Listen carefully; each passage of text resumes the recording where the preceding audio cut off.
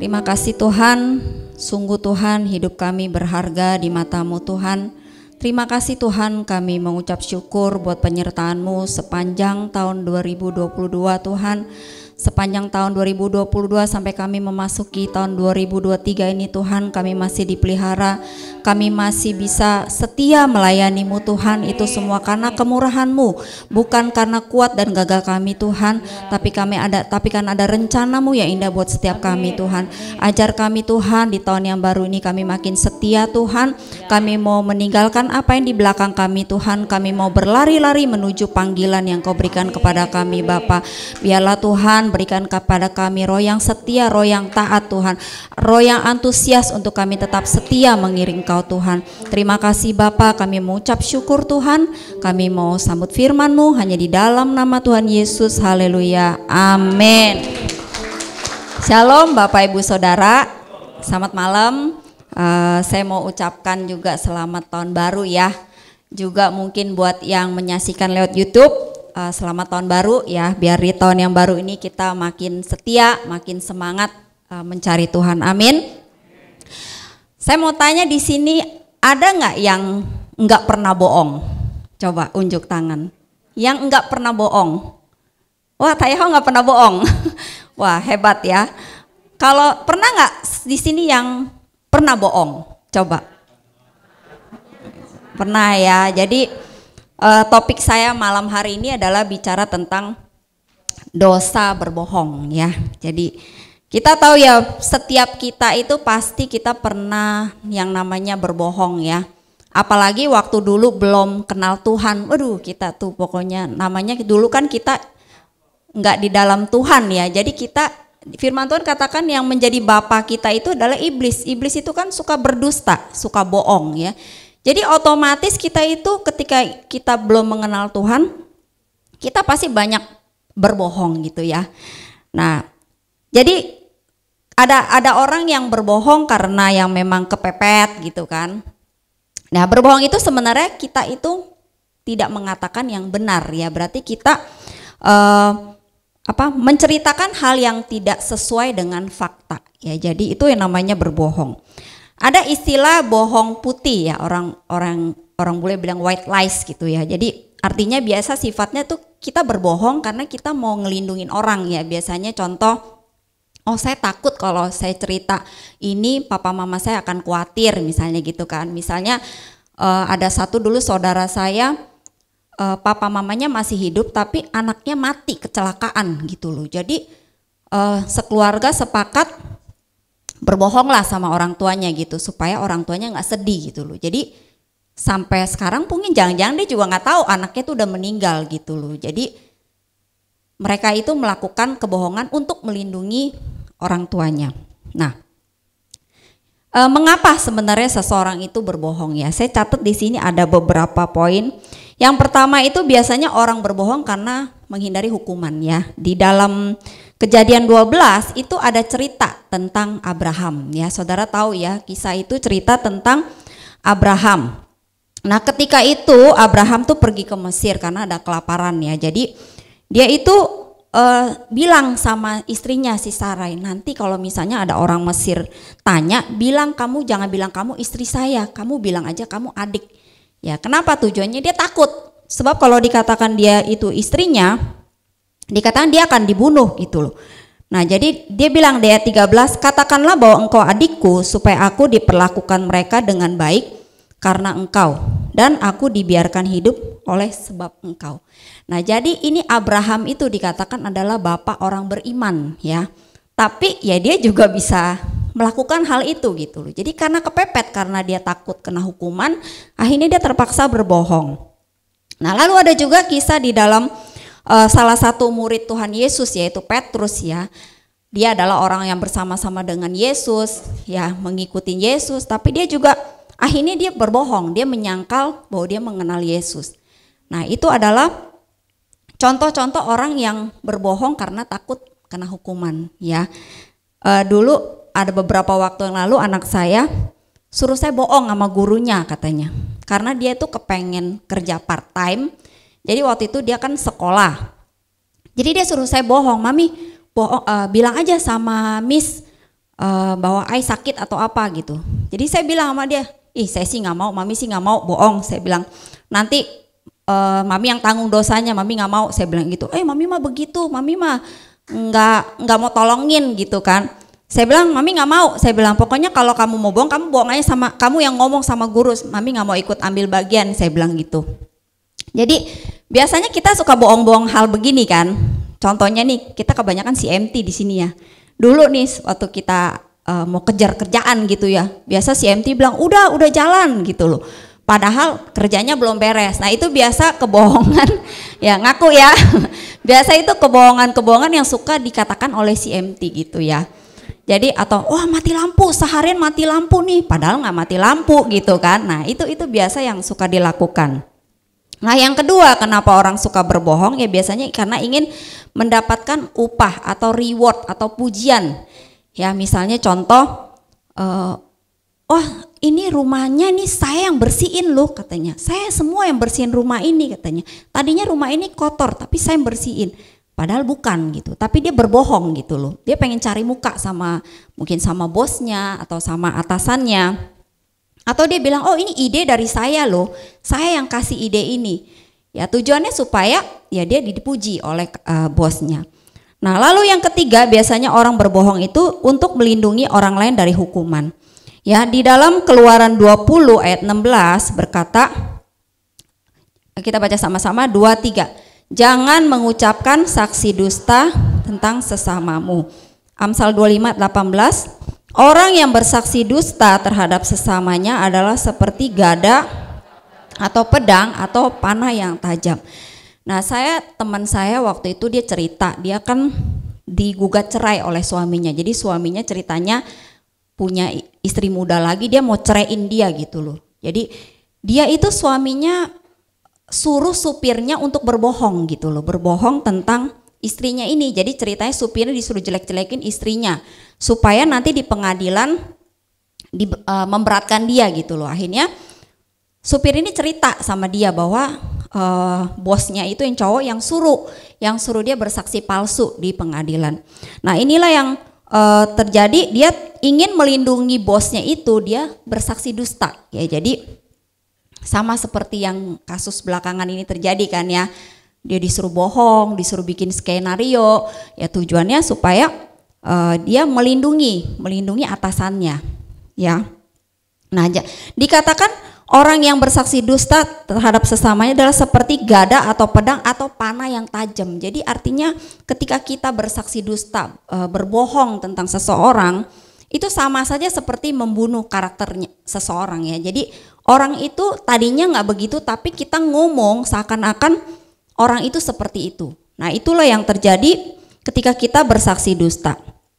Nah lalu yang keempat, orang berbohong biasanya itu supaya dikagumi orang. Ya kita baca di dalam Yehezkiel 13 ayat 6, 2, 3. Penglihatan mereka menipu dan tenungan mereka adalah bohong. Mereka berkata demikianlah firman Tuhan. Tuhan tidak mengutus mereka menanti. Lalu ratapan 2 ayat 14. Nabi-nabimu melihat bagimu penglihatan yang dusta dan hampa. Mereka tidak menyatakan kesalahanmu. Mereka mengeluarkan bagimu ramalan-ramalan yang dusta dan menyesatkan. Jadi hamba Tuhan pun ketika itu nabi-nabi juga banyak yang berdusta gitu loh. Banyak nabi palsu, dia mengarang-ngarang penglihatan, mengarang-ngarang perkataan yang dibilangnya ini Tuhan yang ngomong gitu. Nah ini hati-hati sekali ya, kadang-kadang setiap kita harus menguji ya. Kadang-kadang kalau saya dapat sesuatu pun saya nggak berani langsung sampaikan gitu. Kadang saya tunggu kadang bisa berapa minggu. Saya pengen uji terus gitu loh, apakah ini benar gitu loh ya. Itu pun saya bilang ya ini saya bisa salah gitu ya, tapi saya dapat begini-begini gitu. Jadi kita itu harus berhati-hati. Kadang-kadang kita yang memiliki mungkin karunia penglihatan ya, yang bisa bernubuat. Nah, itu roh bohong itu bisa menyusup ke dalam seseorang ya. Dikatakan di situ nabi-nabi itu nabi loh. Jadi nabi ini orang yang mendengar suara Tuhan, orang yang menyampaikan pesan Tuhan. Tetapi ternyata dibilang penglihatan mereka itu menipu, dan dikatakan mereka itu bukannya menyatakan kesalahan ya, tetapi malah mengeluarkan bagimu ramalan-ramalan yang dusta dan menyesatkan. Jadi untuk menyenangkan orang lain, seringkali dia itu bikin cerita-cerita ramalan-ramalan atau nubuatan yang bikin orang seneng ya, padahal tidak seperti itu. Nah, ini yang suka terjadi. Nah, biasanya kalau di dalam kehidupan sehari-hari ya biasanya kita suka pamer, tapi sebenarnya kita nggak ada gitu loh. Ya, jadi contoh mungkin ada yang suka pamer, oh saya suka belanja di sini, padahal baru sekali bilangnya suka belanja di sini gitu loh. Itu kan seperti melebih-lebihkan gitu. Nah, itu yang harus kita hindari. Sebagai hamba Tuhan, kita harus berhati-hati dengan omongan kita. Amin. Nah, lalu yang kelima, biasanya untuk orang berbohong biasanya untuk menghindari rasa malu. Ya, biasanya kalau udah ketahuan melakukan kesalahan, terus mungkin ada yang mau negur, nah biasanya dia berbohong. Dia bikin-bikin skenario, bikin-bikin cerita supaya dia nggak dipermalukan gitu. Jadi orang biasanya berbohong karena malu gitu, karena dia menghindari rasa malu. Nah, yang keenam, nah ini yang seringkali tanpa sadar kita suka lakukan ya. Dulu saya juga suka begini gitu loh ya. Yang keenam adalah orang berbohong karena menghindar dari tanggung jawab ya. Misalnya contoh, saudara malas menghadiri pertemuan, saudara kasih alasan, oh saya lagi gak enak badan, atau oh saya lagi udah keburu janji sama orang ini. Nah, ini yang tanpa sadar kita sering lakukan, bener gak? Kalau mau jujur, bener gak? Saudara nggak sadar ini sebenarnya cuma alasan, tapi sebenarnya itu ada roh bohong di dalam alasan kita itu. Ya, kita lihat di dalam perumpamaan tentang orang yang berdalih ya. Dalam Lukas 14 ayat 15 itu dikatakan ketika itu seseorang mengundang ke dalam pesta perjamuan. Tetapi yang terjadi, mereka itu semua pada beralasan. Ada yang bilang, oh saya lagi baru beli ladang, oh saya baru menikah, atau saya baru beli lembu. Nah, mereka itu semua beralasan untuk menghindari datang ke pesta perjamuan itu. Nah, seringkali kita juga suka begitu ya. Kadang-kadang kita telat misalnya. Kita alasannya macet, mungkin alasannya berbagai macam alasan gitu loh. Padahal sebenarnya memang kita telat kan. Misalnya kita datang jam 6 gitu.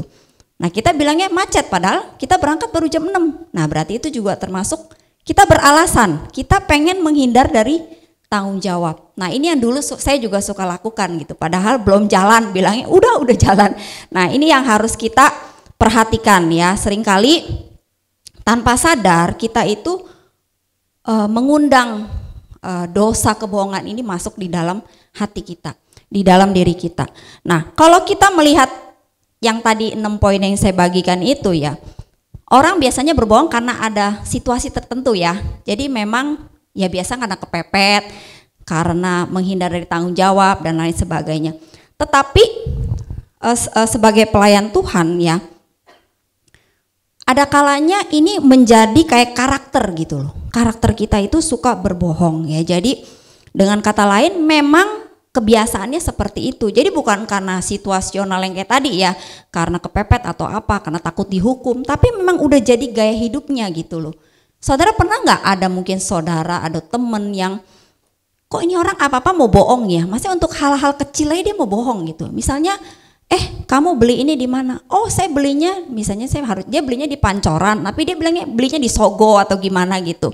Ada orang yang seperti itu gitu. Jadi dia berbohong untuk hal-hal yang kecil yang menjadi sebenarnya kalau itu ya itu juga termasuk penyakit mental gitu. Jadi suka berbohong, apa aja dia mau berbohong. Nah, ini yang biasanya ini terjadi karena adanya kutuk keturunan ya. Jadi kita ingat kisah Abraham. Abraham waktu itu berbohong kan, berbohong tentang istrinya. Lalu ternyata Ishaknya juga mengalami hal yang sama. Ishak juga berbohong. Bilang Ribka itu katanya suruh bilang jangan bilang dia tuh istrinya, bilang dia adiknya. Nah, lalu Ishak juga memiliki anak Yakub. Yakubnya juga akhirnya berbohong kepada dia. Nah, jadi ada orang-orang tertentu yang memang karena kutuk keturunan dia susah lepas dari kebohongan ini. Jadi udah jadi karakternya. Dalam Mazmur 58 ayat 3 dikatakan, sejak lahir orang-orang fasik telah menyimpang, sejak dari kandungan pendusta-pendusta telah sesat. Jadi ternyata di dalam kandungan itu juga sudah ada benih dosa ya, berbohong ini ya. Jadi tergantung kita sebenarnya. Ya kayak contoh anak kecil, ya mungkin kayak Morris juga kadang saya suka dapetin dia bisa bohong juga ya. Maksudnya padahal nggak ada yang ngajarin kan, tapi dia bisa otomatis. Nah kenapa? Karena dikatakan sejak lahir itu udah ada gitu, udah ada benih dosanya itu. Ya makanya kita sebagai hamba Tuhan, kita mungkin punya keturunan ya, mungkin papa kita, mama kita, nenek kita, siapa kita itu suka bohong misalnya ya. Ya kita harus bertobat, kita harus putuskan sampai di sini, amin. Jangan kita terbiasa berkata-kata yang bohong. Ya bohong juga bisa tentang janji-janji palsu. Kita janji jam segini atau kita janji mau bayar orang, tapi kita tunda sengaja, itu juga sama dengan berbohong. Ya itu bersama dengan berjanji palsu. Nah kita lihat apa ya akibatnya kalau kita itu suka bohong. Konsekuensinya apa sih kalau kita suka bohong? Nah kadang-kadang kita itu suka nganggap enteng dosa ini ya. Kita merasa ini kan bukan dosa yang besar gitu. Saya kan cuman alasan doang, masa masa Tuhan marah gitu ya. Kita baca di dalam Amsal 19 ayat 5 ya. Saksi dusta tidak akan luput dari hukuman. Orang yang menyembur-nyemburkan kebohongan tidak akan terhindar. Nah biasanya orang yang suka bohong itu dia akan terus berlanjut, kebohongan satu akan berlanjut kebohongan berikutnya, kan begitu ya, untuk nutupi kebohongan yang satu dia melanjutkan kebohongan yang berikutnya. Jadi makin lama bohongnya itu makin banyak. Ya, dikatakan dalam Mazmur 7 ayat 15 2-3, ia membuat lobang dan menggalinya, tetapi ia sendiri jatuh ke dalam pelubang yang dibuatnya. Nah, orang yang kebohongan dia pasti akan terus berlanjut, bohong satu lanjut supaya orang nggak tahu dia bohong kan, jadi dia terus lanjutin terus. Nah orang yang berbohong biasa tidak akan tenang, hidupnya tidak akan tenang. Mazmur 7 ayat 16, kelaliman yang dilakukannya kembali menimpa kepalanya dan kekerasannya turun menimpa batu kepalanya. Jadi orang yang suka bohong itu lama-lama dia tidak akan tenang hidupnya, lalu akibatnya dia akan menjadi depresi. Dan yang terakhir dia akan menjadi lawannya Tuhan.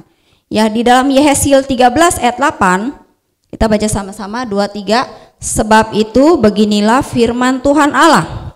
Oleh karena kamu mengatakan kata-kata dusta dan melihat perkara-perkara bohong, maka aku akan menjadi lawanmu. Demikianlah firman Tuhan. Makanya ya kadang-kadang kita nggak sadar gitu, dari hal kecil ternyata kita sudah melawan Tuhan. Ketika kita berkata bohong itu udah menjadi lawannya Tuhan. Kita ingat di dalam kisah kisah para rasul ya, pasal 5. Saudara ingat nggak kisah tentang Ananias dan Safira? Jadi Ananias dan Safira ini adalah orang yang cinta Tuhan awalnya. Mereka itu dalam jemaat kisah para rasul itu mereka saling mengasihi, mereka saling mendukung ya, bahkan dikatakan mereka menjual harta bendanya untuk dibagikan kepada yang miskin. Nah tetapi karena Ananias dan Safira tidak menjaga hatinya penuh dengan roh mamon. Nah itu uangnya itu uang penjualan tanah dia tidak diberikan kepada cuma dikasih sebagian kepada rasul. Ya jadi dia bilangnya ini udah semuanya, padahal dia cuma kasih sebagian. Jadi sebagian lagi dia bohong, dia simpen. Nah ini yang terjadi, apa yang terjadi? Dia lalu mati. Si Ananias itu langsung mati. Nah nggak lama istrinya datang. Istrinya juga datang mengatakan hal yang sama, bahwa uangnya tuh hartanya sudah sebagian diberikan kepada rasul. Nah akhirnya istrinya juga mati saat itu juga. Saya ngebayangin kalau hukuman itu berlaku zaman sekarang ya, kita mungkin udah mati berapa kali ya. Ya mungkin kita udah mati berapa kali gitu, tapi ngeri sekali gitu loh. Jadi Tuhan itu ingin menunjukkan bahwa dosa ini sangat serius gitu loh, jangan main-main gitu sama Tuhan ya. Dan Tuhan juga ingin menunjukkan kepada jemaatnya gitu loh, bahwa kalau berbohong itulah yang akan terjadi. Kamu menjadi lawannya Tuhan. Ketika kita menjadi lawannya Tuhan, maka kita akan binasa gitu ya. Nah lalu contoh yang kedua yang kita bisa lihat adalah Gehazi. Gehazi juga tidak tulus ya, dia berbohong kepada Naaman. Dia bilang bahwa ada 2 orang muda yang butuh pakaian dan uang. Ya, jadi akhirnya si Naaman memberikan harta tersebut karena memang Naaman itu pengen beri imbalan gitu kan. Nah, tetapi Gehazi itu berbohong kepada Naaman gitu, bahwa sebenarnya uang itu pengen diambil sendiri gitu loh. Uangnya pengen diambil sendiri. Nah, jadi Elisa tahu nih si Gehazi ini bohong. Ya, Gehazi bohong, lalu Elisa bertanya kepada Gehazi, tapi sekali lagi si Gehazi ini nggak mau ngaku. Dia nggak mau jujur, dia berbohong untuk menutupi kebohongannya. Ya, jadi Elisa marah, akhirnya Gehazi dihukum Tuhan. Apa yang terjadi? Gehazi menderita sakit kusta. Ya, sakit kustanya itu bahkan sampai anak cucunya. Ngeri kan? Ngeri sekali gitu loh. Jadi akhirnya si Gehazi itu gara-gara berbohong. Karena kita pikir sepele, itu seperti kayak korupsi lah gitu ya. Akhirnya dia itu harus, bukan cuman dia yang nanggung penyakit kusta, tetapi sampai anak cucunya. Makanya jangan pikir kalau kita bohong sekarang cuman kita doang yang terima dampaknya. Enggak sampai di situ. Anak cucu kita pun akan terima dampaknya. Ya, mengapa kita lihat seperti tadi saya bilang kutuk keturunannya terus berlanjut? Ya karena kita nggak bertobat gitu ya. Akibatnya kita menjadi lawan Tuhan. Ngeri sekali kalau kita menjadi lawannya Tuhan ya. Nah, ada kalanya suatu penyakit yang parah kemungkinan juga karena kita suka berbohong. Ya, karena di sini dikatakan dia dihukum Tuhan menderita penyakit kusta. Penyakit kusta tuh ketika itu nggak ada obatnya. Orang yang sakit kusta itu dikucilkan hidupnya, nggak boleh nyampur sama orang lain. Jadi benar-benar hidup dalam pengasingan. Ya, jadi bahkan ada survei bilang ya kalau orang yang suka bohong itu biasanya ya sakitnya sakit keras gitu, sakit-sakitan. Tapi kalau orang yang jujur, orang yang tulus itu biasanya lebih sehat gitu ya. Ini penelitian yang ngomong ya, survei membuktikan gitu ya. Nah, jadi sangat mengerikan sekali gitu loh ya. Jadi satu lagi saya ingin bagikan tentang kisah Nabi Hananya ya. Kita baca dalam Yeremia 28 ayat 15. Lalu berkatalah Nabi Yeremia kepada Nabi Hananya, dengarkanlah hai Hananya, Tuhan tidak mengutus engkau, tetapi engkau telah membuat bangsa ini percaya kepada dusta. Sebab itu beginilah firman Tuhan, sesungguhnya aku menyuruh engkau pergi dari muka bumi, tahun ini juga engkau akan mati. Sebab engkau telah mengajak murtad terhadap Tuhan. Maka matilah Nabi Hananya dalam tahun itu juga pada bulan yang ke-7. Jadi Nabi Hananya ini, dia tuh Tuhan gak ngutus dia gitu loh. Tapi dia tuh ya gitu berkata bohong gitu. Dia malah bukan cuma bohong tapi sampai bangsa itu percaya kepada kebohongan dia. Ya, jadi kita harus berhati-hati ya. Kita tuh seringkali, termasuk saya juga harus benar-benar menjaga diri kita. Jangan sampai kita dosa bohongan ini masuk di dalam kehidupan kita. Ya, saya ingin tutup di dalam Wahyu 21 ayat 8. Tetapi orang-orang penakut, orang-orang yang tidak percaya, orang-orang keji, orang-orang pembunuh, orang-orang sundal, tukang-tukang sihir, penyembah-penyembah berhala, dan semua pendusta, mereka akan mendapat bagian mereka di dalam yang menyala oleh api dan belerang. Inilah kematian yang kedua. Jadi kesimpulannya, kita mungkin bisa bohongin orang ya, tapi kita nggak bisa bohongin Tuhan. Pasti ada konsekuensi dari setiap dosa kebohongan kita. Ya, jangan anggap enteng kita berbohong, kita sembarang ngomong, kita membikin konspirasi, membikin suasana untuk memecah belah dan lain sebagainya, atau gosipin orang. Ya, itu tuh sama dengan kita bohong. Padahal mungkin nggak begitu ceritanya, tapi kita bumbu-bumbuin supaya orang percaya dengan cerita kita. Nah, itu kan juga samanya bohong gitu loh. Makanya ya setiap kita harus bertobat. Amin. Setiap kita, ya termasuk saya juga tetap harus berjaga-jaga gitu ya. Kadang-kadang yang tadi saya bilang poin yang ke-6 itu, kadang-kadang kita males menghadiri suatu acara gitu ya. Aduh, kita mulai mikir alasan nih. Aduh, gue mesti alasan apa nih ya. Padahal kan kita tinggal bilang aja, oh saya gak mau pergi atau saya gak bisa gitu kan. Tapi kadang-kadang itu yang sering kita lakukan gitu. Kita suka beralasan. Ya kita mungkin malas nih ada pertemuan, aduh daripada gue ditanya-tanya mendingan gue gak usah datang deh, gue alasan ini atau itu. Nah itu yang seringkali kita lakukan. Dan tanpa sadar itu membuat benih kebohongan itu masuk di dalam hati kita. Ya, biarlah malam hari ini firman yang singkat ini boleh mengingatkan kita, ya boleh kita bertobat sungguh-sungguh gitu loh ya.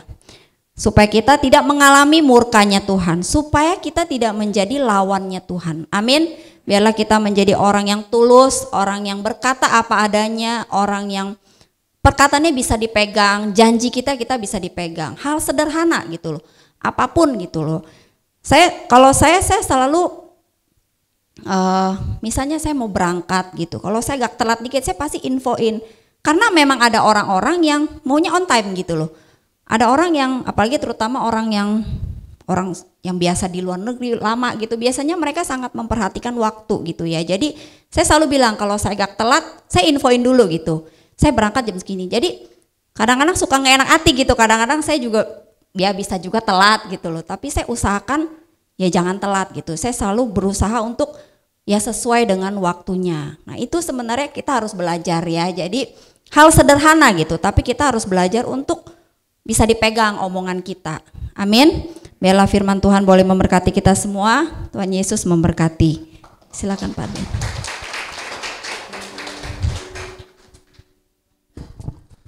Haleluya, diberkati, amin.